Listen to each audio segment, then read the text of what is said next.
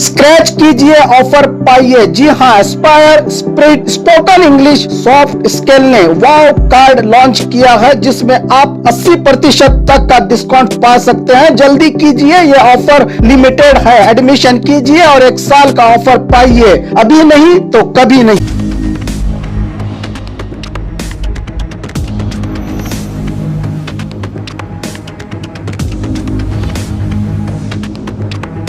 स्वागत है आपका बी न्यूज नेशन में। मैं हूं आबिद हुसैन शेख। बकरीद ईद पर और भी छूट दी सरकार ने। कुछ ही दिन पहले सरकार ने शुक्रवार को आदेश जारी किया था कि ईद की नमाज 50 लोगों की जमात बनाकर पढ़े। अब उसी में छूट देते हुए सरकार ने 50% लोगों को मस्जिद में ईद की नमाज अदा करने की अनुमति दे दी है। साथ में कोरोना नियम पालन करना भी अनिवार्य करार दिया गया है। बाघमारे हॉस्पिटल में दांतों की बीमारी से जुड़े हर तरह का किया जाता है इलाज, जिसके माहिर oral and maxillofacial surgeon doctor शान करीमी करेंगे आपका उम्मीद से भरपूर इलाज। तो आज ही विजिट कीजिए बाघमारे मल्टी स्पेशलिटी हॉस्पिटल, सकाफरोजा सरकारी उर्दू स्कूल नंबर 4 के पास।